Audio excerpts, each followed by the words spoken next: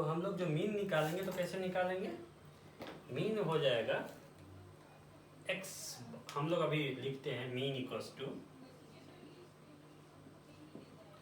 x1 f1 plus x2 f2 plus x3 f3, लिखेंगे x1 f1 plus x2 f2 plus x3 f3 plus dot dot dot plus xn fn divided by f1 plus f2 plus f3 plus dot dot dot plus fn।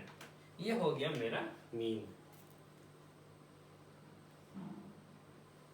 ठीक है, इसको दिमाग में रखना है।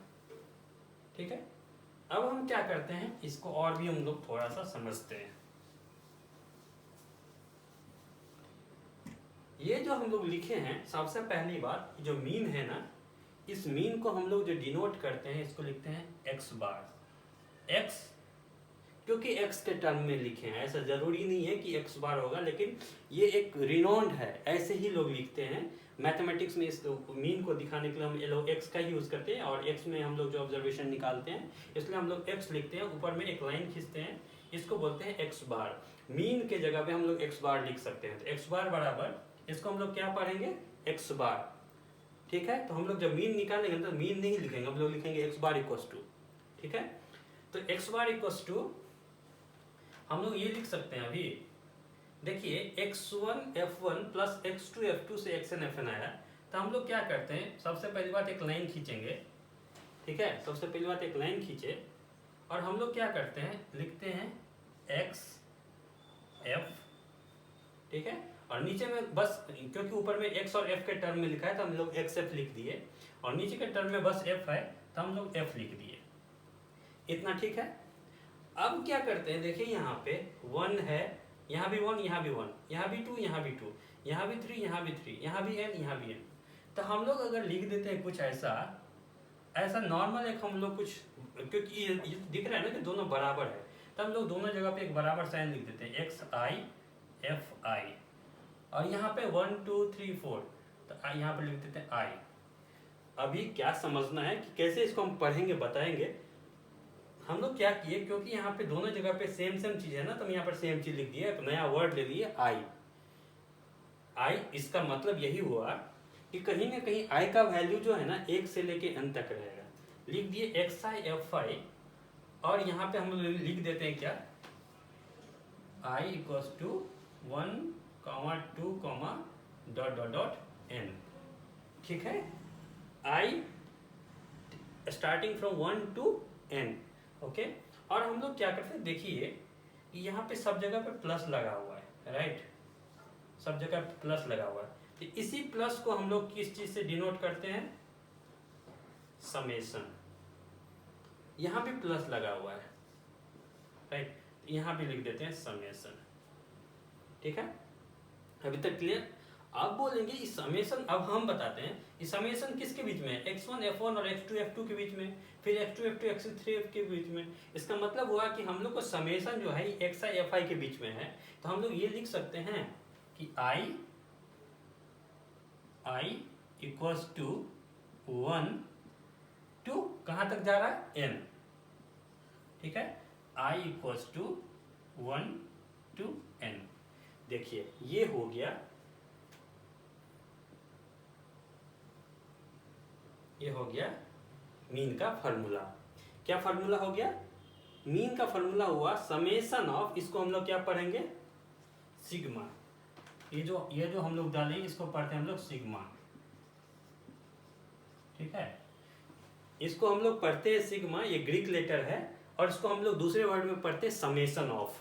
ठीक है, तो इसको x bar equals to summation of, ऐसे पढ़ेंगे, x bar equals to summation of x into f where I starting from 1 to n, I starting from 1 to n, because I का 1, अगर इसको हम कैसे सॉल्व करेंगे, i इक्वल्स टू 1, तो यहाँ पर 1 1 हो जाएगा, x1 f1, तो ये आ जाएगा, फिर समेशन लगेगा तो प्लस आ जाएगा, फिर i equals to 1 to n है, तो 1 के बाद 2 भी आ सकता है, तो हम लिखेंगे x2 f2, फिर यहाँ पे समेशन आ जाएगा, फिर पढ़ेंगे x3 f3, फिर यहाँ पे समेशन आ जाएगा। ऐसे ऐसे कब तक चलता रहेगा, n तक। तो हम लोग क्या बोलेंगे, i equal to xn fn, ठीक है।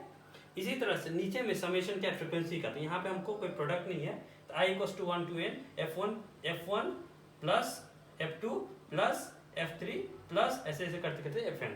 ये मेरा हो गया मीन का एक्चुअल फार्मूला, ठीक है। ये आप लिख लीजिएगा और ये याद रखिएगा, इसको हम लोग सिग्मा बोलते हैं, दूसरे के वर्ड में समेशन बोलते हैं। आई का वैल्यू 1 से लेकर n तक डिवाइड करेगा, मतलब प्रोसीड करेगा, और ये फार्मूला हो गया। ये लिखिए, फिर हम लोग देखते हैं कि एक क्वेश्चन सॉल्व करेंगे तो हम लोग इसको कैसे बनाएंगे। और एक चीज ये है कि हम प्रेफर करेंगे कि ऑलवेज आप लोग ऐसे लिखिए, लेकिन आप बुक में देख सकते हैं कि समेशन लिख के i इक्वल टू 1 से n हटा दिया है, ये इसको ऐसे लिखा है, बुक में जो लिखा है ऐसे लिखा है, x bar equals to summation of x i f i by summation of f i. Book में ऐसे लिखा है, ये बुक में ऐसे लिखा है। क्यों लिखा है, इसलिए लिखा है क्योंकि बोला है क्या, जो हम लोग ना ये ऑलरेडी अंडरस्टूड है, ऑटोमेटिकली अंडरस्टूड है कि एक्स आई एफ आई जो करेंगे ना, तो आई इक्वल टू 1 से लेकर n तक होगा, ऐसे लिखा है। लेकिन हम आपको प्रेफर करेंगे कि आप ऐसे लिखिए i equal to 1 to n, तो it should be very clear. यहाँ पे कोई क्लियरेंस की जरूरत नहीं है, हम पूरा फॉर्मूला क्लियर कर दे रहे हैं कि देखिए x bar equal to i equal to 1 to n, समेशन कर रहे हैं एक्स आई एफ आई का और समेशन कर रहे हैं एफ आई का, ठीक है। और इसमें क्या है कि i equal to 1 to n हमको अंडरस्टूड है, सेल्फ अंडरस्टूड है, ये समझना पड़ेगा, 1 to n वैरी करेगा, ठीक है। तो ये लिख सकते हैं, ये भी लिख सकते हैं, ये भी लिख सकते हैं, तीनों फार्मूला हो गया। लेकिन मेनली आप लोग को इस पर फोकस करना है, ठीक। अब हम लोग लेते हैं इसी फार्मूला पे एक क्वेश्चन। ये मत समझिए कि बस यही फार्मूला हो गया मेरा मीन निकल गया, ये बेसिक फार्मूला हुआ। अब इसी फार्मूला को हम लोग यूज करेंगे, थोड़ा थोड़ा उस पर मॉडिफिकेशंस करेंगे और नया नया रूल्स बनना शुरू हो जाएगा। तो अभी हम लोग एक प्रॉब्लम लेते हैं इस फार्मूला पे, फिर देखते हैं कैसे सॉल्व करेंगे नेक्स्ट, ठीक है।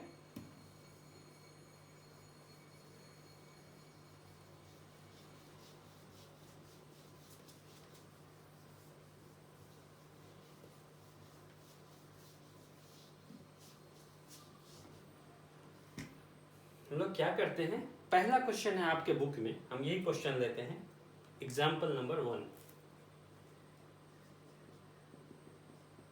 ठीक है। एग्जाम्पल क्या बोल रहा है, the marks obtained by 30 student of class 10th, the marks obtained by 30 student of class 10th। इसका मतलब क्या बोल रहा है, मेरे को 30 स्टूडेंट है क्लास में, वो फिक्स कर दिया, ठीक है। Of a certain school in our mathematics paper consisting 100 marks are presented in the table below। कह रहा है क्या, एक टेबल हम अभी बनाएंगे, उस टेबल में मार्क्स आपको रहेगा मैथमेटिक्स सब्जेक्ट का, 100 में कितना लाया मार्क्स।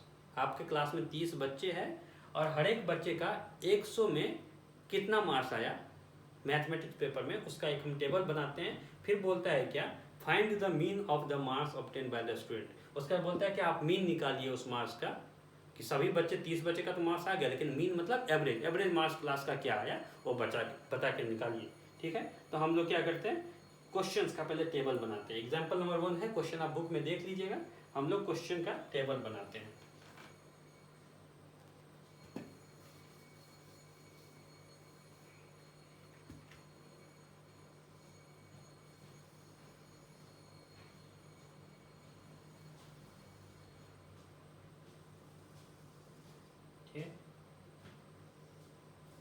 ये पहला कॉलम हो जाता है मार्क्स, ये हो गया मार्क्स ऑब्टेन्ड,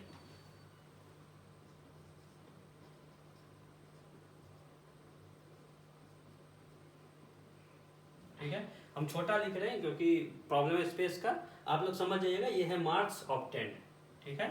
और दूसरा है नंबर ऑफ स्टूडेंट,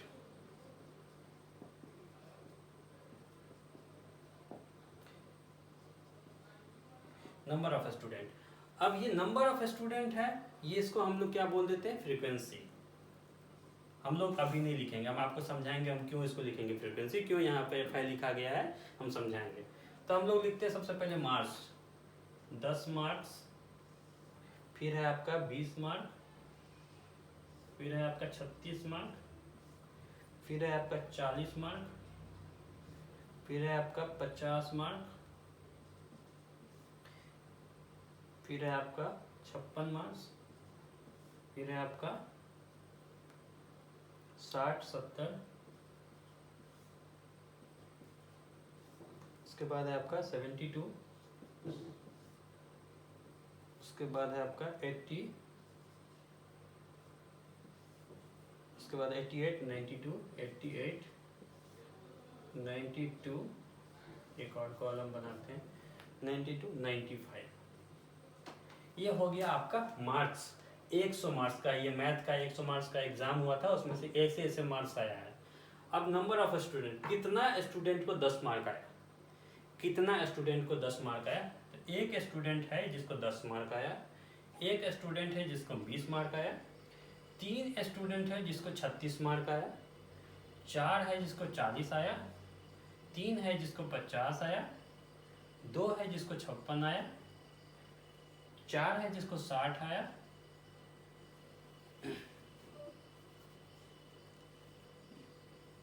1 सेकेंड,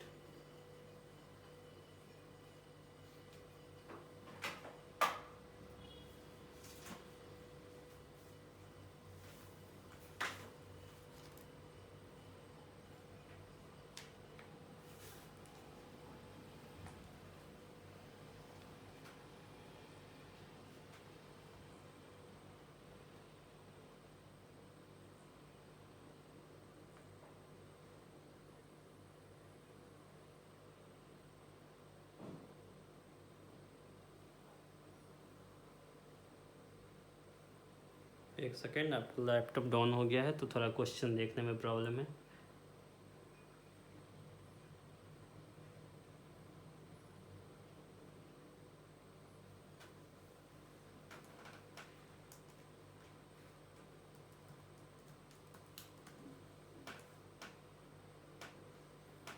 ठीक, तो 4 है जिसको 60 है, उसके बाद से आपका हो गया 70, 4 लोगों को आया है, उसके बाद से 1 1 2 1 1 2 3 1। फाइन, देखिए हम क्या बोल रहे हैं कि ये क्वेश्चन बोल रहा है कि 100 मार्क्स का मैथ एग्जाम में इतना इतना मार्क्स आया, और 10 मार्क्स लाने वाला एक बच्चा है, 20 मार्क्स लाने वाला एक है, 36 लाने का 3 है, 40 वाले का 4 है, 50 का 3 है, ऐसे करके दिया। अब हम ये बात को ये चीज बोल सकते हैं ना कि ये तो ऑब्जर्वेशन हुआ, ऑब्जर्वेशन ऑफ गेटिंग मार्क्स, तो इसको हम लिख सकते हैं ना x, इसको लिख सकते हैं x, इसको लिख सकते हैं f। ये x लिखे और f लिखे, लेकिन ये कहाँ तक जा रहा है? 1 2 3 4 5 6 7, तो हम इसको xi लिख सकते हैं, इसको fi लिख सकते हैं फ्रीक्वेंसी, क्योंकि frequency number of student, frequency 36 लाने वाला 3 बच्चा है तो फ्रीक्वेंसी हो गया 3 बच्चे हैं जो ला रहा है 36 मार्क्स, तो इसको हम लिख दिए क्या fi, इसको लिख दिए xi। क्लियर? क्योंकि ये ऑब्जर्वेशन है और ये हम लोग का फ्रीक्वेंसी है। तो अब हम लोग इसको सॉल्व कैसे करेंगे, जो पुराना हम लोग जब पढ़े हैं उस मेथड्स के आधार पे। ठीक है, तो हम लोग इसको ऐसे सॉल्व करेंगे। सबसे पहले टेबल बनाएंगे, सॉल्व करने का तरीका क्या होता है। ठीक है, ये समझिएगा, ये अभी हम लोग जो बना रहे हैं ना, इसमें हम लोग कोई रेंज यूज नहीं कर रहे हैं, और आपके क्लास में सभी क्वेश्चन रेंज पे आएगा, इसलिए ये एक तरीका बता रहे हैं कि देखिए इस मीन को जब हम लोग निकालेंगे तो क्या वैल्यू आएगा, लेकिन उसके बाद हम लोग चेंज करेंगे, जो एग्जैक्टली जब हम लोग कोई रेंज में इसको डिवाइड करेंगे, कैसे डिवाइड करेंगे, क्या क्लास इंटरवल होता है, क्या क्लास मार्क्स होता है, ये सब करेंगे, तब देखिएगा कि यही क्वेश्चन को कितना आसानी से थोड़ा हम लोग कर सकते हैं। तो सबसे पहले हम लोग क्या करेंगे, इसका हम लोग एक डायग्राम बनाते हैं, ऐसे करके एक टेबल बनाते हैं। ठीक है, ये जो टेबल बना रहे हैं हम, क्या बना रहे हैं, आपको दिया गया है xi, देखिए आपको xi दिया है, fi दिया है। अगर आप पहले टेबल बनाने से पहले सोचते हैं कि कैसा बनना चाहिए, फॉर्मूला क्या हो सकता है, तो अगर आपको पता है कि xi दिया है, fi दिया है, तो हम लोग जब मीन निकालेंगे तो हमको कैसे निकालते थे, मीन बराबर निकालते थे summation of xi fi by summation of fi, यही करते थे ना, ऐसे निकालते थे। तो इसमें हमको क्या क्या चीज़ का जरूरत है, हमको xi दिया है, हमको fi दिया है, लेकिन हमको जरूरत क्या है xi fi का, और हमको जरूरत क्या है एफ आई का समेशन का। तो हम लोग सबसे पहले क्या करेंगे, यहाँ पर लिखेंगे एक्स आई, यहाँ पर लिखेंगे एफ आई, और यहाँ पे क्या निकालेंगे हम, क्या निकालना हमको जरूरत पड़ेगा, इसी तरह से बनाना है समझ के कि हमको जरूरत क्या है इस क्वेश्चन में। हमको एक्स आई दिया है, एफ आई दिया है, तो हमको सबसे पहला काम है, फर्स्ट काम कोई भी क्वेश्चन बनाने का, हम लोग एक्स आई एफ आई निकालेंगे। तो एक्स आई एफ आई कर देते हैं यहाँ पे, एक्स आई एफ आई, ठीक है। और तो कुछ नहीं निकालना है, एफ आई तो हमको यहाँ पे है ही, हम बस को समेशन निकालना है, तो बाद में हम समेशन कर लेंगे। तो हमको अगर एक्स आई दिया है, एफ आई दिया है, तो एक्स आई एफ आई निकालते हैं। तो हम एक्स आई कितना दिया है 10, पहला में दिया है 10, ठीक है। एफ आई कितना है 1, दूसरा में है एक्स आई 20 और वहाँ 1, फिर है 36, यहाँ पे है 3। हम इसको पहले लिख लेते हैं देख करके, 36 उसका तो हो गया 40, 4, 50, 3, 56, हम लोग निकालेंगे 56 2, 60, 4, 70, 70 हो गया 4, 72, 72 हो गया आपका 1। हम लोग को कुछ और चाहिए, तो हम लोग यहाँ पे लिखते हैं, बढ़ा देते हैं। तो 72 के बाद हो गया आपका 80, 88, 92, 95, 92, 95, ठीक है। ऐसे करके हम लोग एक टेबल बना लेंगे। 80 का 1 था, 88 का 2 था, 92 का 3 था, 95 का 1 था। हमको ये टेबल हो गया, एक्स आई जो दिया है उसका, एफ आई जो दिया है उसका, ये हो गया। तो हम लोग क्या कर सकते हैं यहाँ पे कि एक्स आई और एफ आई निकालेंगे। इसका मतलब एक्स आई एफ आई का मतलब दोनों को गुना करके क्या वैल्यू आएगा वो लिखेंगे। तो हम लोग जो ये वैल्यू निकाल रहे हैं, क्या निकाल रहे हैं, एक्स आई एफ आई।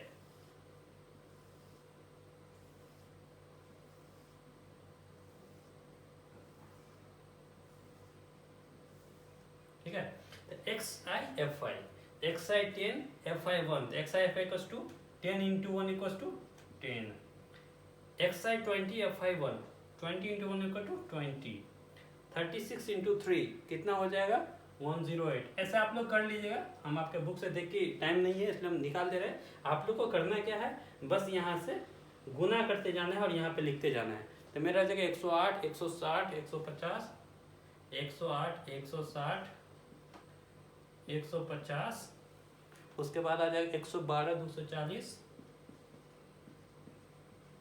उसके बाद आपका आ जाएगा 280, 72,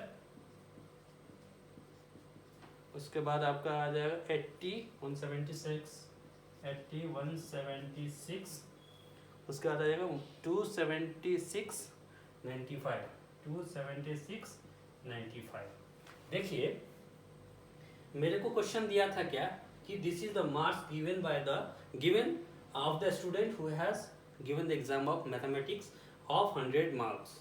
Okay, this is the number of a student who has got the 10 marks, 20 marks, 36 marks. So this is the frequency, this is the observations. Okay, तो हमको मीन निकालने के लिए किस चीज़ की जरूरत होती थी, एक्स आई एफ आई की। तो एक्स आई एफ आई हम लोग निकाल लिए यहाँ पे। एक्स आई एफ आई का मतलब होता है क्या, एक्स आई और एफ आई को गुना करेंगे तो एक्स आई एफ आई आ जाएगा। ठीक है, एक्स आई दिया था, एफ आई दिया था, बस हम लोग को गुना करके निकालना था। अब मीन निकालने के लिए हमको क्या चाहिए, समेशन। मीन निकालने के लिए किस चीज़ का समेशन चाहिए, एक्स आई एफ आई का समेशन चाहिए और एफ आई का समेशन चाहिए। तो सबसे पहले हम लोग एफ आई का समेशन करते हैं। ये एफ आई है ना, इसका अगर हम समेशन करेंगे तो क्या लिखेंगे, हम यहाँ पे लिख लेते हैं। जनरली आपको यहाँ पे लिखना चाहिए, इसी के नीचे लिखना चाहिए था समेशन ऑफ एफ आई।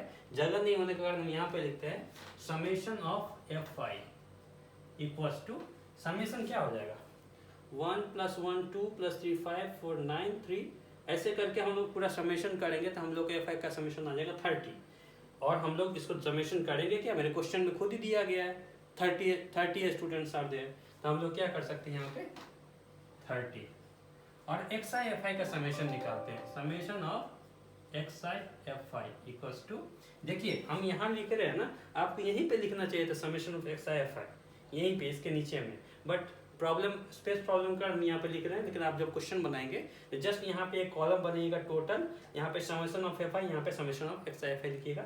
और summation of x i f आई जो है वो है 1779, ये पूरे को जोड़ेंगे ना हम लोग तो आएगा 1779, ये आएगा।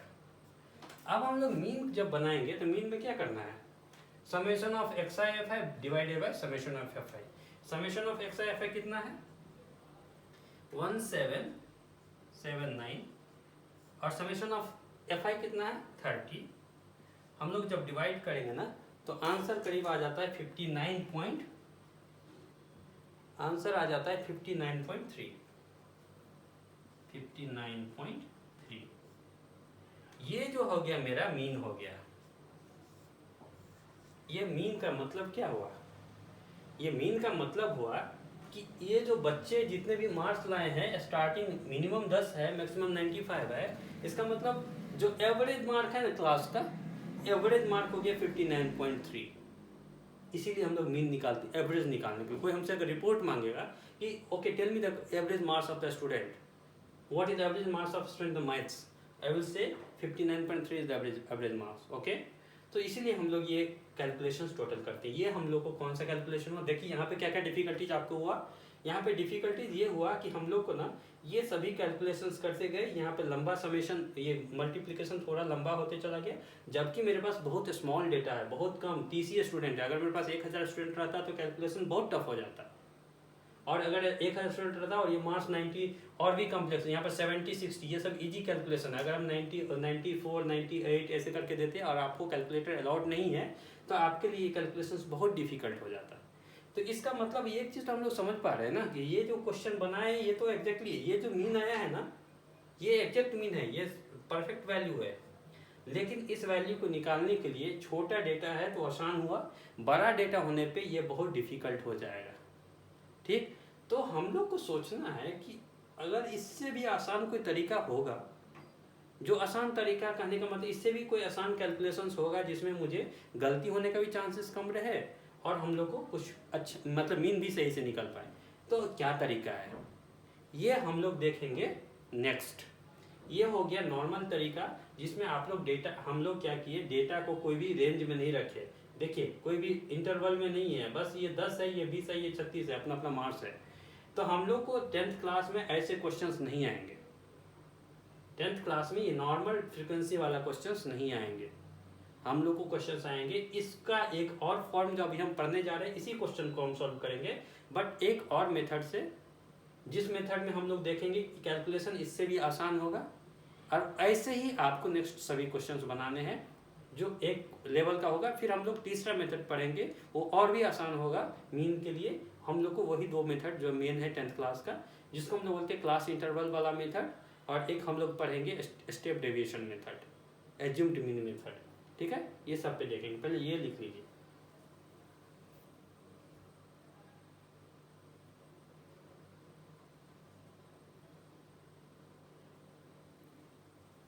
फाइन, तो हम लोग अभी क्या करते हैं, इसको डिलीट करते हैं।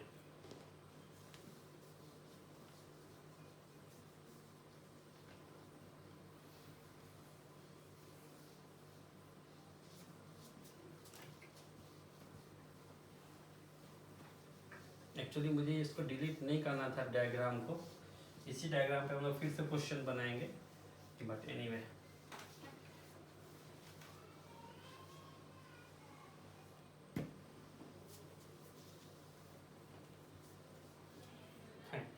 तो हम लोग जो अभी तक देखे ना, ये हम लोग एक नॉर्मल जो मीन का डेफिनेशन निकाले, उस मीन पे हम लोग निकाल दिए आंसर।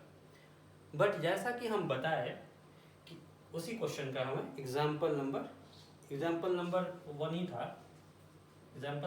था, इसी का हम दूसरा मेथड पढ़ेंगे अभी। क्योंकि अभी जो भी हम पढ़े ना, वो एक स्मॉल डेटा, कम डेटा के लिए, जिसमें मतलब कि आपको कैलकुलेशन आसान हो या इजी हो या 30 स्टूडेंट है, वो सब के लिए हम लोग इजीली फाइंड कर पाए, डायग्राम बना के आराम से निकालिए। अगर यही डेटा में 1000 2000 4000 जैसा कोई वैल्यू रहता तो ये डिफिकल्ट हो जाता। और याद रहे कि हम लोग को कैलकुलेटर अलाउड नहीं है, कैलकुलेटर अलाउड करके हम लोग कैलकुलेशन नहीं कर सकते हैं।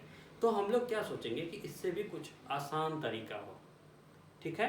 तो हम लोग क्या करेंगे, अब जो डायग्राम दिया था उसको एक हम लोग रेंज में डिवाइड करेंगे, ठीक है।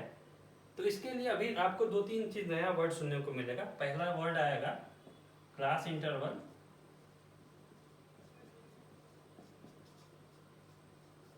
दूसरा वर्ड आएगा क्लास लिमिट,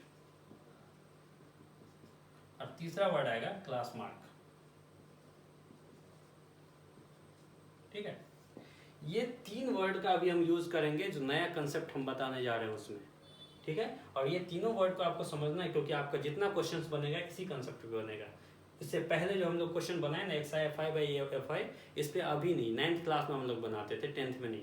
10th में उस फॉर्मूला का यूज जरूर करेंगे, लेकिन उससे भी हाई लेवल का कंसेप्ट यूज होगा, ठीक है। अभी हम लोग को 3 वर्ड समझना है पहले, क्लास इंटरवल, क्लास लिमिट और क्लास मार्क, ठीक है। तो सबसे पहले क्या करते हैं, इसका डेफिनेशन समझने से पहले वही क्वेश्चन उठाते हैं, लिखते हैं यहाँ पे, फिर देखेंगे कि हम जैसे हम बनाएंगे क्वेश्चन ना, ये सभी चीज को बनाते समय ये एक्सप्लेन कर देंगे कहाँ पे किसका क्या मीनिंग हुआ। तो सबसे पहले ये पुराना क्वेश्चन जो था,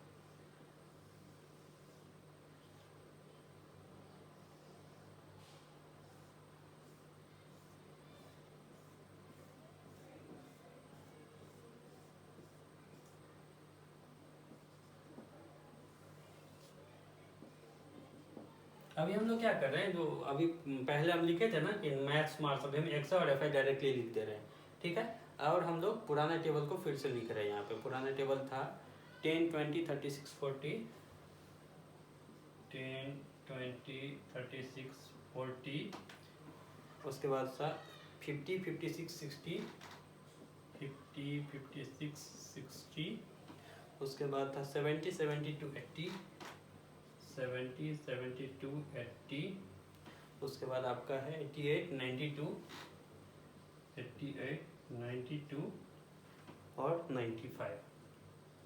ओके, एक कॉलम एक्स्ट्रा ही बन गया, कोई बात नहीं। अब यहाँ पे हम लोग एफ आई में लिख लेते हैं 11343, 11343, उसका से 244, 244, 112, 11231, ठीक। ये हो गया मेरा पुराना डिजाइन का जो था, हमको जो दिया गया था क्वेश्चन, ये हो गया। अब हम इसमें इस डायग्राम को थोड़ा सा चेंज करते हैं, क्योंकि नया कंसेप्ट पढ़ने वाले हैं ना, तो इस डायग्राम को थोड़ा चेंज करते हैं। और चेंज करने के साथ साथ हम इसको डिवाइड एक्सप्लेन करेंगे कि ये चेंजिंग और इसका क्या रिलेशन हुआ, ठीक है। तो हम इसी डायग्राम को ऐसे लिखते हैं।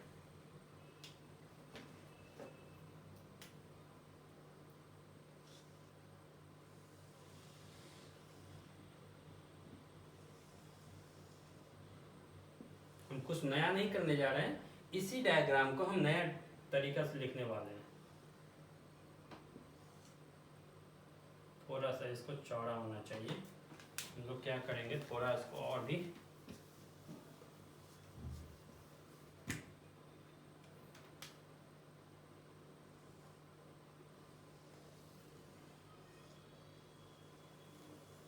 ठीक है।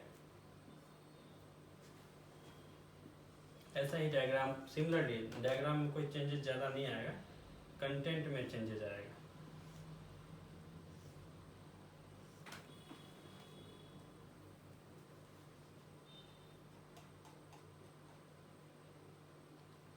ठीक है। तो हम लोग देखते हैं, एक सेकेंड हम पहले लिखते हैं फिर समझाते हैं, ठीक है। लिखते हैं क्या,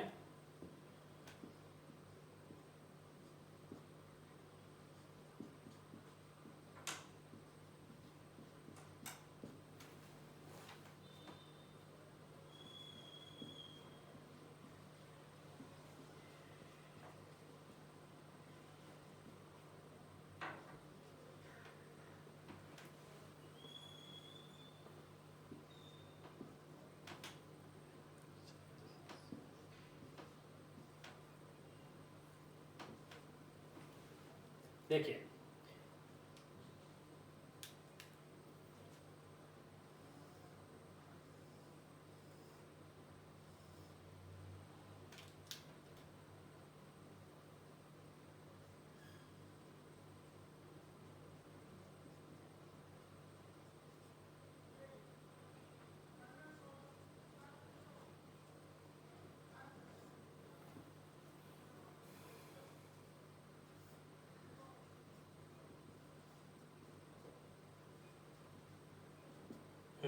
अब समझते हैं। पहला चीज है क्या, जो हम लोग क्या किए, यही क्वेश्चन था, क्वेश्चन सेम था जो पहला है। इस क्वेश्चन को जो हम पहले सोल्व किए थे ना, तो डायरेक्टली यहाँ से एक्स आई एफ आई करके गुना कर दिए थे, ये 36 इंटू 3 ऐसे ऐसे करके कर दिए, समेशन निकाल दिया, आंसर मिल गया। अब यहाँ इस डायग्राम को हम इस डायग्राम में कन्वर्ट कर दिए। कैसे कन्वर्ट किए, तो हम कुछ कुछ कंसेप्ट यूज किए। सबसे पहला कंसेप्ट इस डायग्राम को बनाने के लिए यूज हुआ है, इसका नाम है class interval. Interval of class, class मतलब 5th class 6th class 10th class नहीं, उस क्लास से इसका मीनिंग नहीं है। इसका मीनिंग हो गया कि हम लोग ये जो टोटल मार्क्स है, इस मार्क्स को अगर हम पढ़ते हैं, अगर इस डायग्राम को अगर हम पढ़ते हैं तो कैसे पढ़ेंगे, हम ऐसे पढ़ेंगे कि 10 मार्क्स लाने वाला एक बच्चा था, 20 मार्क्स लाने वाला एक बच्चा था, 36 मार्क्स लाने वाला 3 बच्चा था, 50 मार्क्स लाने वाला 3 था, 70 मार्क्स लाने वाला 4 था, 95 लाने वाला 1 था।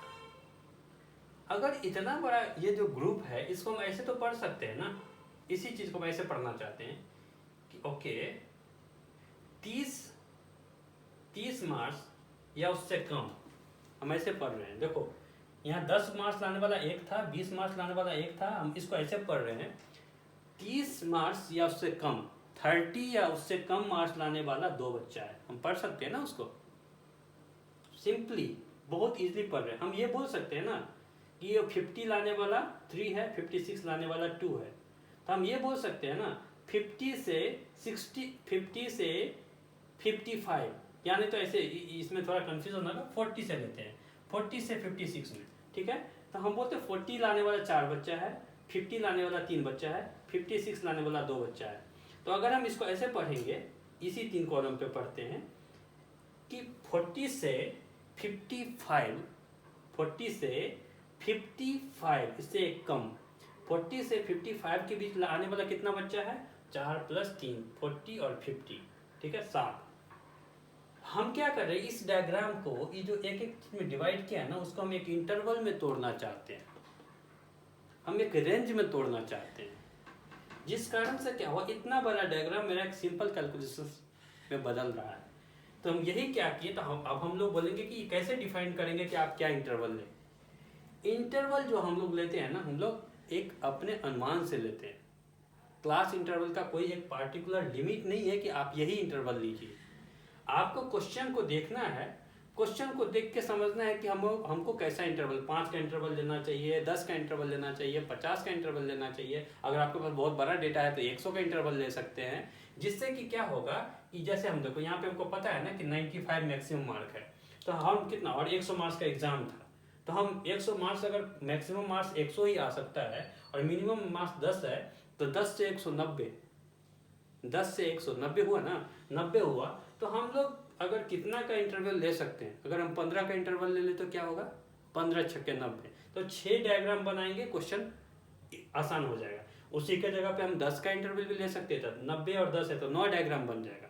हम क्या बोलना चाह रहे हैं, बोलना चाह रहे हैं कि मेरा मिनिमम मार्क्स है 10, मैक्सिमम मार्क्स है 95, यहाँ पे इसमें आया हुआ, और हम जानते हैं कि मैक्सिमम मार्क्स एग्जाम का था 100, तो 100, 10 से 100 के बीच में 90 आया, तो 90 को अगर हम कितना इंटरवल में तोड़ सकते हैं, अगर आप 10-10 का इंटरवल बनाएंगे, अगर आप 10 का इंटरवल बनाएंगे तो 90 को 10 से डिवाइड करेंगे तो आपको 9 वो ऐसा बनाना पड़ेगा, 1 2 3 4 5 6, यहाँ पे 6 ही बनाए हैं क्योंकि यहाँ पर अलग इंटरवल है, हम बताएंगे कितना इंटरवल है। लेकिन अगर हम 10 का इंटरवल बनाते, 10 का डिफरेंस का बनाते तो आपको 9 को ग्रुप बनाना पड़ जाता। लेकिन हम आपको देख सकते हैं यहाँ पे 6 है, अगर आपके पास 90 है, 90 चीज, ठीक है, और यहाँ पे आपको 6 कॉलम बना है, तो 6 15, इसका मतलब हो गया ये इंटरवल जो बना होगा वो 15 का बना होगा। देख सकते हैं ना, 25 माइनस 10 15, 40 माइनस 25 15, 55 माइनस 40 15,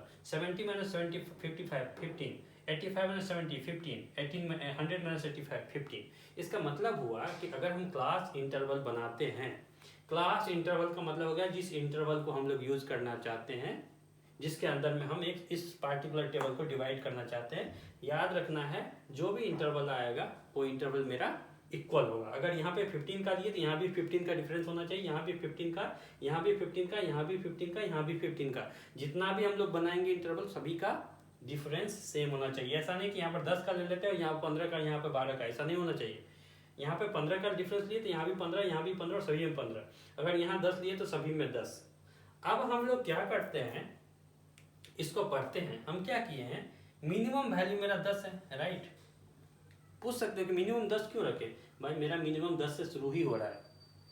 अगर यहाँ पे मिनिमम 8 मार्क्स रहता, 8 मार्क्स लाने वाला एक बच्चा था, अगर ऐसा क्वेश्चन होता तो हम सोच सकते थे ना 8 की जगह पे हम कर देते क्या 5 से 25, 5 से 25 का इंटरवल बना लेते, 20 का इंटरवल, राइट। 5 से 25, फिर 25 से लेके 20 45, ऐसा इंटरवल बना सकते थे। हम क्या बोलना चाह रहे हैं, इंटरवल पे कंफ्यूजन नहीं होना है। लोगों को कंफ्यूजन होता है इंटरवल पे। इंटरवल का मतलब होता है, क्लास इंटरवल का मतलब कि हम लोग जो है ना कि एक जो जितना भी डेटा है उसको रीड करेंगे, पहले समझेंगे, समझने के बाद हम लोग डिवाइड करेंगे उस डेटा को एक पार्टिकुलर इक्वल रेंज में, ठीक है, इक्वल विड्थ में। ये जो विड्थ, इसको विड्थ बोलते हैं, क्लास विड्थ।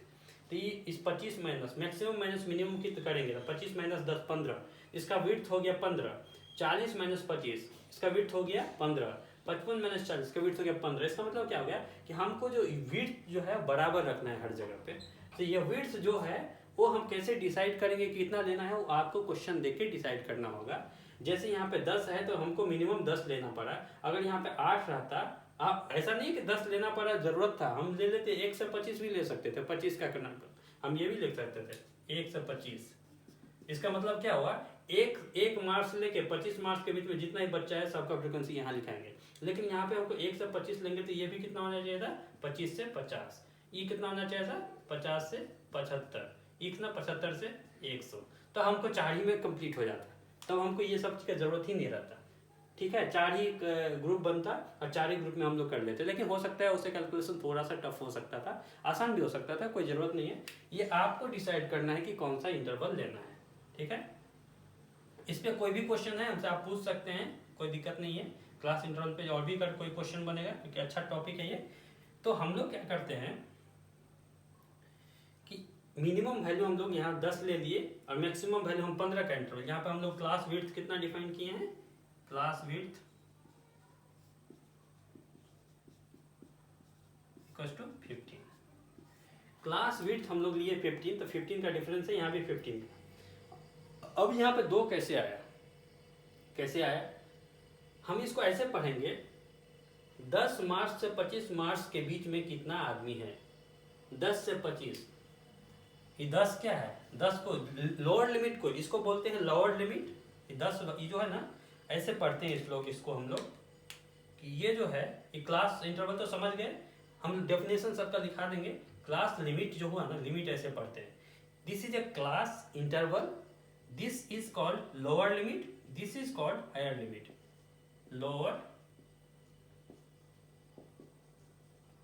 हायर, ये 10 जो है उसको कहते हैं लोअर लिमिट, और ये जो इधर वाले को कहते हैं लोअर लिमिट, इधर वाले को कहते हैं हायर लिमिट।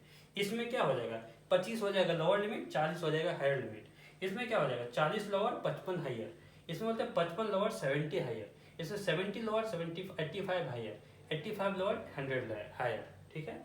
तो लोअर लिमिट को हम लोग कंसीडर करते हैं, लोअर लिमिट जो है उसका मार्क्स को हम लोग इसी में कंसीडर करते हैं। यहाँ पर आप एक चीज देख सकते हैं 25 यहाँ भी है 25 यहाँ भी है, तो आप तो बोल सकते हैं ना जिसको 25 मार्क्स आया इसको कहाँ रखेंगे, यहाँ रखेंगे कि वहाँ रखेंगे। इसीलिए हम बोल रहे हैं कि लोअर लिमिट जो है इसको हम कंसीडर करते हैं इसमें, और हायर लिमिट वाला है ऑलवेज नेक्स्ट क्लास में चल जाएगा। तो यहाँ पे 25 मार्क्स वाला जो, अगर मान लेते हैं यहाँ पर 25 मार्क्स वाला कोई नहीं है, ऐसा आएगा कि जैसे 40 मार्क्स है, इस पर हम बताएंगे कि कैसे हम कहाँ पे इसको डालेंगे। 40 मार्क्स का 4 बच्चा है तो इसमें आएगा कि इसमें आएगा, वो हम लोग बताएंगे। तो सबसे पहले लोअर लिमिट वाले को कंसीडर करते हैं, लोअर लिमिट वाले को कंसीडर करेंगे, हायर लिमिट वाले को नेक्स्ट क्लास में कंसीडर करेंगे। ये आपको याद रखना है, लोअर लिमिट वाले को यहाँ पे कंसीडर करेंगे और हायर लिमिट वाले को नेक्स्ट क्लास में कंसीडर करेंगे। इसका मीनिंग क्या हुआ? मीनिंग ये हुआ कि 10 से 25 के बीच में हम बात कर रहे हैं। 10 से 25 के बीच में हम लिखें यहाँ पे frequency number of student equals to 2। 10 से 25 के बीच में क्या लिख सकते हैं? 10 से 25 में कौन कौन आया? एक ये आया, एक ये आया। 10 25 से कम है और 10 के बराबर है। 20 10 और 25 के बीच में है, तो इसके लिए कितना स्टूडेंट है? 1। इसके लिए कितना स्टूडेंट है? 2। तो हम इसलिए यहाँ पर लिखे हैं 2। ठीक है। हम बात करते हैं 25 से 40, क्योंकि 25 यहाँ पे था तो इसको हम 25 यहाँ पे कंसीडर नहीं करके यहाँ पे करेंगे। अपर लिमिट यहाँ का लोअर लिमिट बन जाएगा 25 से 40 के बीच में। अब 36 कहाँ है? 25 में है कि 40 में?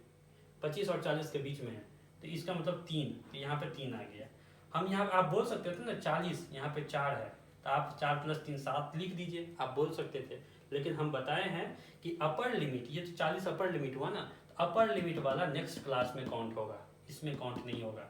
इसीलिए यहाँ पे हम बस, अगर 39 रहता तो इसमें जरूर काउंट करते, लेकिन 40 है, 40 को हम लोग यहाँ काउंट करेंगे। तो अभी हम लोग इसलिए 3 लिखे हैं। अब 40 और 55 के बीच में कौन आया? 40 50 56 तो नहीं आया 55 के बीच में, तो 40 और 55 के बीच में ये दोनों आ गया। ये दोनों को क्या बोले? 4 + 3 7, इसीलिए हम लोग यहाँ पर लिख दिए 7। अब हम लोग बोलते हैं 55 से 70, 55 से 70 के बीच में ये भी आया और 70, देखिए यहाँ पे फिर 70 यहाँ है, तो इसको इसमें कंसीडर नहीं करेंगे, यहाँ करेंगे। तो इसमें कितना हो जाएगा? 56 और 60, 4 2 6, इसलिए हम यहाँ पे 6 लिखे हैं। यहाँ पे हो गया 70 85, 70 से 85 के बीच में ये तीनों आ रहा है, तो तीनों का जोड़ देंगे, कितना आ जाएगा? 4 5 6 आ गया। अब आ गया 85 to 100, 85 से 100 में तो सभी आ गया, तो इसको हम बोल सकते हैं 2 3 5 1 6। ठीक है, तो समझ गए ना कि इस डायग्राम को हम लोग इसमें कैसे लिखें। इसके लिए सबसे पहला चीज क्या हुआ? क्लास इंटरवल चूज करना। क्लास इंटरवल हम लोग कैसे चूज करेंगे? हमारे मर्जी से, हमको जो लगेगा कि इसमें हम इस क्लास इंटरवल को किस तरह से डिवाइड कर सकते हैं। 15 क्लास विड्थ के हिसाब से, तो क्लास विड्थ होता है इसका कितना, हम लेंथ ले सकते हैं। यहाँ पे हम 15 का डिफरेंस लिए। हम लोग लिमिट जो लेते हैं ना इंटर विड्थ, उसको higher limit minus lower limit करते हैं। हायर लिमिट हो गया ये वाला, लोअर लिमिट हो गया ये वाला, तो हायर माइनस लोअर जो करेंगे यही क्लास विड्थ होता है। तो हम लोग क्लास विड्थ डिसाइड करते हैं क्लास इंटरवल के लिए। तो हम लोग यहाँ पे 15 डिसाइड किए हैं, क्योंकि हमको आसान में लगा। हम 20 भी कर सकते थे, 25 भी कर सकते थे, कोई दिक्कत नहीं है। ठीक है, तो इसको बोलते हैं क्लास इंटरवल। क्लास लिमिट का मतलब ये लोअर लिमिट, ये हायर लिमिट। अब क्लास मार्क एक वर्ड है, सबसे पहले ये हम लोग देख लिए। ठीक, हम लोग क्या करते हैं अब कि नेक्स्ट पॉइंट हम लोग करते हैं। ये तो बन गया, ये पहला स्टेप है। ये क्वेश्चन आएगा ऐसा, तो पहला स्टेप है, ये स्टेप फर्स्ट बोलेंगे इसको, ऑलवेज यही करना है। स्टेप 1 अगर बोलेगा कि solve the question using the class interval method, तो हम लोग को सबसे पहला स्टेप यही है। सबसे पहले आपको लिखना है क्लास इंटरवल, और उसके बाद से फ्रीक्वेंसी। क्लास इंटरवल आपको सवाल आपको देगा नहीं कि ऐसे बनाओ, आपको सोचना है कि मैं इस क्वेश्चन को कैसे बनाऊंगा। या आपको हो सकता है क्वेश्चन क्लास इंटरवल करके दे और फिर आपको बोले मीन निकालो, तो आसान हो जाएगा थोड़ा सा। तो ये स्टेप 1 है, ये ऐसे डिसाइड करेंगे। अब स्टेप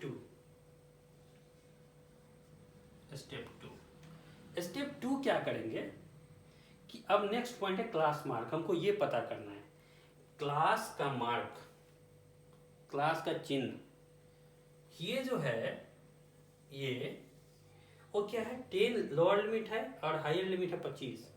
तो हम लोग क्लास मार्क ऐसे डिफाइन करते हैं। क्लास मार्क बराबर होता है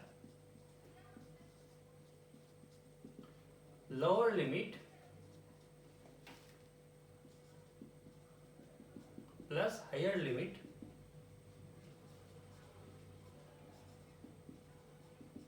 डिवाइडेड बाय 2। ये लिख लीजिएगा। क्लास मार्क होता है lower limit plus higher limit divide by 2। यहाँ पर लोअर लिमिट कितना है? 10, हायर लिमिट कितना है? 25। तो अगर इसके लिए हम क्लास लिमिट निकालेंगे तो कितना हो जाएगा? 10 plus 25 divided by 2, 35 divided by 2 equal to 17.5। 17.5। इस हर एक के लिए हमको निकालना पड़ेगा क्लास मार्क नेक्स्ट स्टेप में।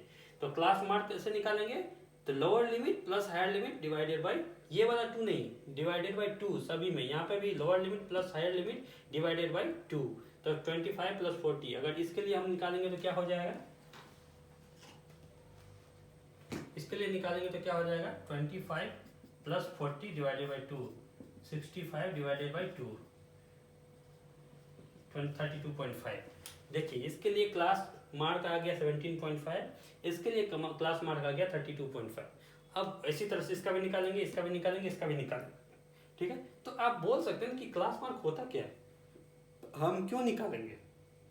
हम इसलिए निकालेंगे क्योंकि हम ये तो देख पा रहे हैं कि 10 से 25 कहीं ना कहीं हम ये लोग जो मार्क्स दिया गया था ना उसको हम एक रेंज में ले आए। तो हम लोग ये डिसाइड करते हैं जो क्लास मार्क है ना, इस रेंज का एक एवरेज निकालेंगे। ये जो क्लास इंटरवल का जो हायर और लोअर लिमिट है उसका एक एवरेज निकाल के बोलेंगे कि देखिए ये दो बच्चे जो थे ना, ये दो बच्चे इसी के आसपास का मार्क्स है। जैसे हम लोग मीन निकालते थे ना, उस तरह से मीन में निकालते थे, बोलते थे कि देखिए ये एवरेज मार्क्स है, हर एक बच्चा इसी का आसपास में एवरेज आया है। तो यहाँ पे 10 मार्क्स और 25 मार्क्स के बीच का एवरेज निकालेंगे ना तो कितना आ जाएगा? 10 प्लस 25 35 17.5। अब ये जो दो बच्चा है ना वो 17.5 के आसपास होगा कि इसका 10 मार्क्स आया, इसका 20 मार्क्स आया, तो कहीं ना कहीं ये भी 17 के आसपास है, ये भी 17 के आसपास है। अगर हम ये दोनों की बात करें, 10 और 20 की बात करें, तो हमको यहाँ पे आ रहा है लिमिट 17.5, राइट। 17.5, तो ये 20 जो है वो भी 17 के आसपास है, 10 भी 17 के आसपास है। तो हम लोग ये बोल सकते हैं कि जो क्लास लिमिट यहाँ पर देखिए 32.5, यहाँ पर देख सकते हैं 36 32 के पास है, 40 32 के पास है। एग्जैक्टली सेम डिफरेंस नहीं होगा, बट ये मीन हो गया एवरेज आसपास में। ये इंटरवल इसका इसी को बोलते हैं क्लास का मार्क। इस क्लास का आप एक चिन्ह बताइए, कौन सा चिन्ह पे हम टिके रहेंगे, दोनों को छोड़िए तो एक बीच का रास्ता बताइए। तो बीच का रास्ता हम जो निकालते हैं उसी को बोलते हैं क्लास मार्क। तो हम लोग को इस क्वेश्चन को बनाने के लिए सबसे पहले क्लास इंटरवल निकालना होगा, और क्लास इंटरवल निकालने के बाद हम लोग को क्लास लिमिट निकालना होगा, उसका एक नया डायग्राम बनाएंगे। तो अभी हम लोग क्या, तो ये देख ले क्लास मार्क्स हम कैसे निकालते हैं? Lower limit plus higher limit by 2। Lower limit ये हो गया, हायर लिमिट ये हो गया, डिवाइडेड बाई 2। अब ये नहीं है कि ये ऑलवेज आपको 25 40 ही दिखेगा, आपको दूसरे क्वेश्चन में कुछ और बनेगा, हर एक क्वेश्चन में डिफरेंट लिमिट ये इंटरवल बनेगा, तो आपका लिमिट भी चेंज हो जाएगा, आपका क्लास मार्क भी चेंज हो जाएगा। तो ये चीज आपको ध्यान रखना है, ये नहीं कि इसी क्वेश्चन को देख करके हमको फिक्स कर लेते हैं, इतना ही होगा। ये आपका रूल यही रहेगा। रूल पहला स्टेप रहेगा कि आपको इंटरवल चूज करना है, इंटरवल हम बता चुके हैं कैसे चूज करेंगे। फिर सेकंड स्टेप आपको क्लास मार्क्स चूज करना है। क्लास मार्क्स क्या करेंगे? लोअर प्लस हायर बाई 2 करेंगे, लोअर प्लस हायर बाई 2 करेंगे, लोअर। अब हम लोग लिखते हैं इसको, ठीक। तो पहला स्टेप ये डायग्राम, दूसरा स्टेप इसको लिख लीजिएगा। अब हम लोग दूसरा स्टेप बनाते हैं।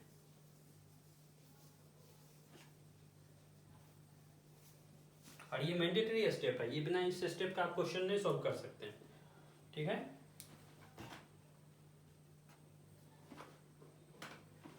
तो एक सेकेंड,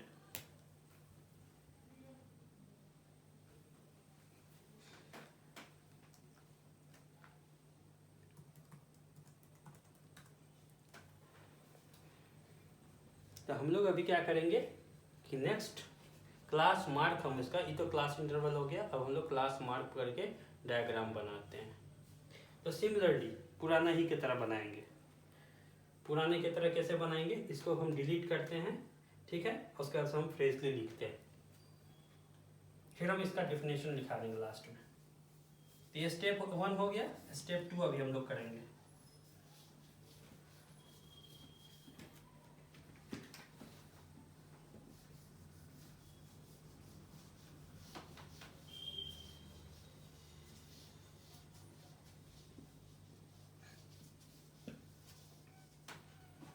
अभी क्या करते हैं हम लोग, जो अभी हम लोग को क्लास इंटरवल पता है, राइट, तो डायग्राम बनाते हैं।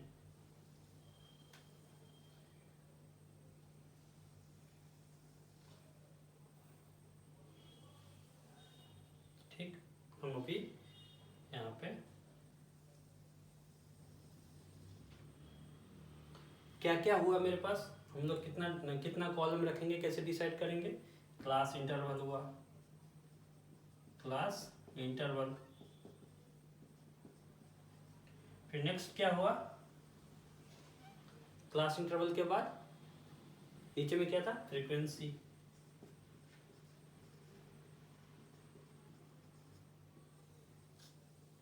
ठीक, क्लास इंटरवल आया, फ्रीक्वेंसी आया, तो अभी हम एक और नया कंसेप्ट पढ़े, उसका नाम क्या था, क्लास मार्क।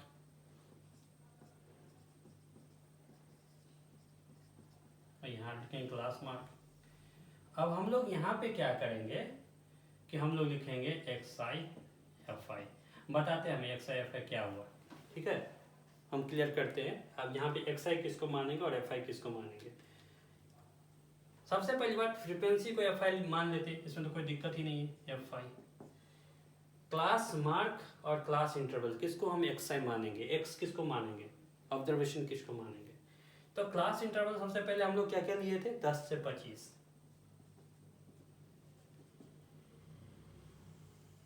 दूसरा इंटरवल क्या था, 25 से 40। तीसरा था 40 से 55।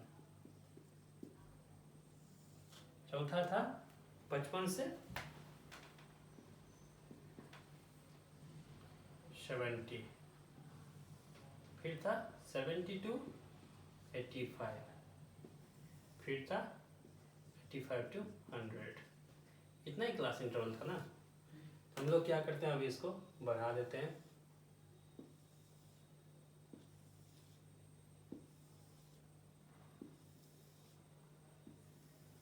फाइन, ये सब एक्स्ट्रा को डिलीट करो, जिससे मेरे को जगह मिल जाएगा समेशन का।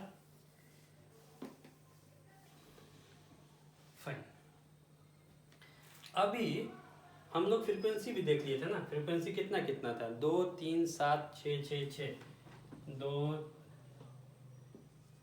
3 7 6 6 6।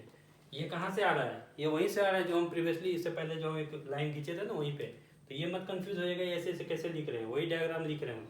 ठीक है, तो अब क्लास मार्क हम कैसे बताए थे, upper limit plus lower limit divided by 2। तो पहले के लिए क्या हो जाएगा, 25 प्लस 10/2।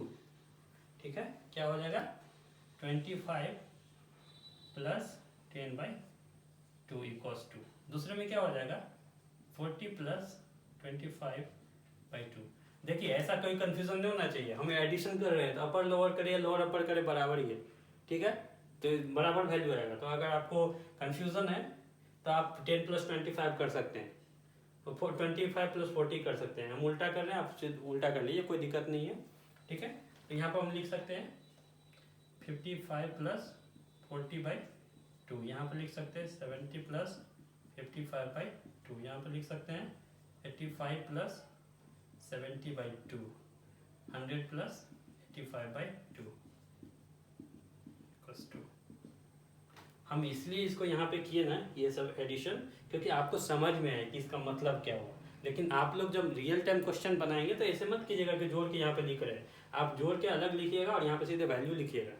तो यहाँ के कितना कितना आ जाएगा वैल्यू, वैल्यू क्या क्या आ जाएगा, हम लिख लेते हैं यहाँ पे 17.5, 32.5, 17.5, 32.5। उसके बाद से हम लोग करते हैं 47.5। उसके बाद हम लोग करते हैं 62.5।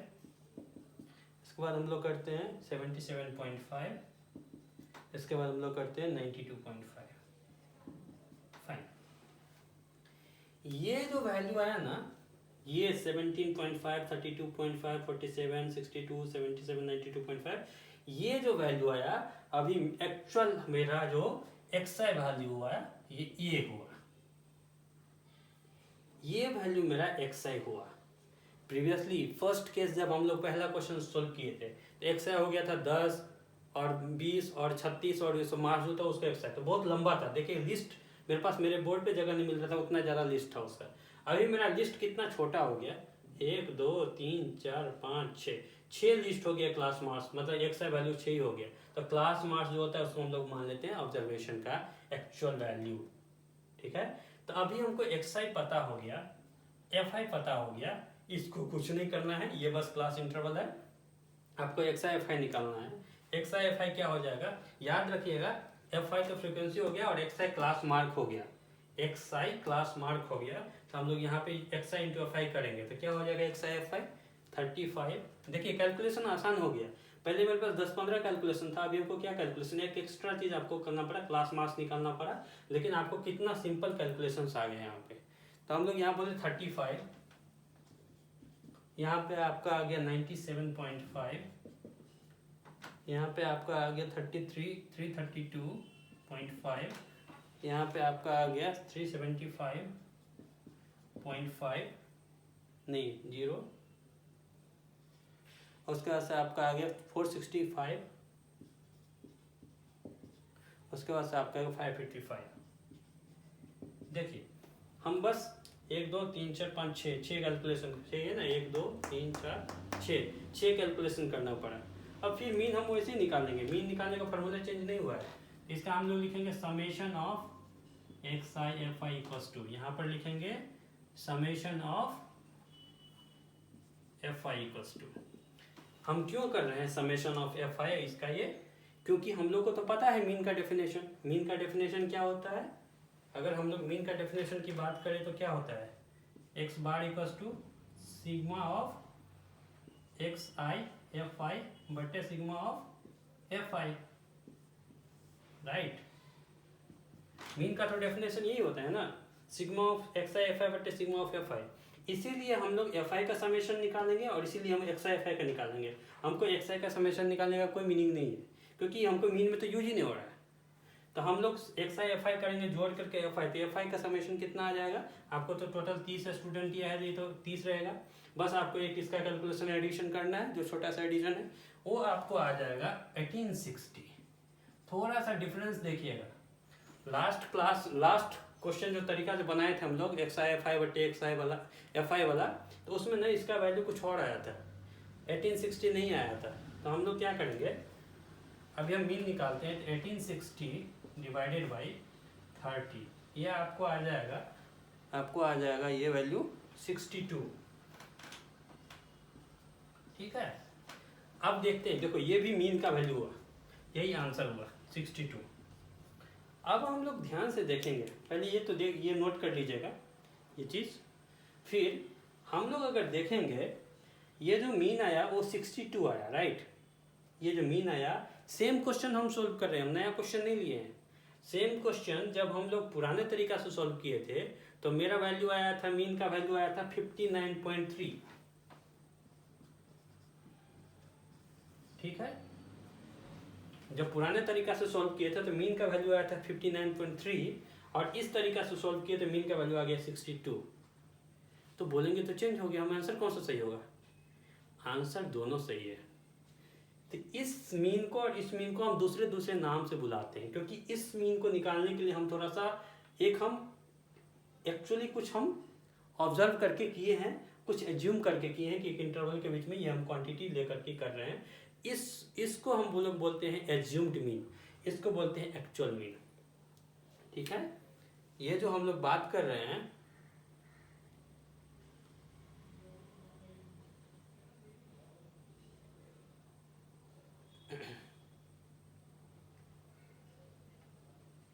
ओके, तो हम लोग इस मीन को बोलते थे, इस मीन को जो पुराने क्वेश्चन में आया था, जब इसी क्वेश्चन को बनाने के लिए जब पहला स्ट्रेट फॉरवर्ड ये वाला रूल यूज किए थे तो जो वैल्यू आया था 59.3, इसको हम लोग बोलते थे एक्चुअल मीन, ठीक है। और इस वैल्यू को बोलते हैं हम लोग अप्रोक्सीमेट मीन,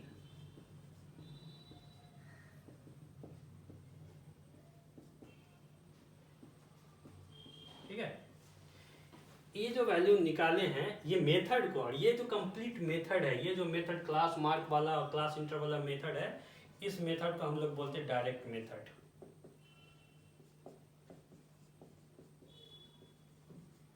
ठीक है। तो देखिए डिफरेंस क्या क्या हुआ। सबसे पहले हम लोग जो तरीका से क्वेश्चन सॉल्व किए वो स्ट्रेट फॉरवर्ड था तरीका, एक्स आई एफ आई बटे एफ आई कर दे रहे थे, कोई हम लोग को क्लास मार्क निकालने की ज़रूरत नहीं थी पुराने तरीका में, तो उसके कारण हम लोग का वैल्यू जो आया था वो 59.3, उसको हम लोग बोलते थे एक्चुअल मीन, वही मीन एक्चुअल मीन है। बट अभी जो हम लोग किए हैं ये वाला तरीका, उसमें हम लोग क्लास मार्क निकाले हैं, उसमें हम लोग सबसे पहले क्लास इंटरवल डिफाइन किए, क्लास इंटरवल डिफाइन करने के बाद हम लोग क्लास मार्क डिफाइन किए, क्लास मार्क और क्लास इंटरवल निकालने के बाद जो क्लास मार्क्स को हम एक्स आई माने और फ्रीक्वेंसी को एफ आई तो है ही, तो एक्स आई एफ आई यहाँ भी हम कैलकुलेट किए, एक्स आई एफ आई ये हो गया। तो इसके कारण जो हम लोग का मीन निकला वो थोड़ा सा चेंज आ गया पुराने मीन से, तो इस मीन को हम लोग बोलते हैं अप्रोक्सीमेट मीन, और ये तरीका जिस तरीका से हम लोग निकालते हैं उसको बोलते हैं direct method of calculating the mean. ठीक है, तभी एक मीन निकालने का तरीका था हम लोग का अनग्रुप डेटा का, एक मीन निकालने का तरीका हुआ जिसमें हम लोग को एक्चुअल मीन निकलता है। अब ये नया तरीका हुआ जिसको बोलते हैं डायरेक्ट मीन, जिसमें वैल्यू थोड़ा सा चेंज हो गया, जिस वैल्यू को हम लोग अप्रोक्सीमेट मीन बोलते हैं।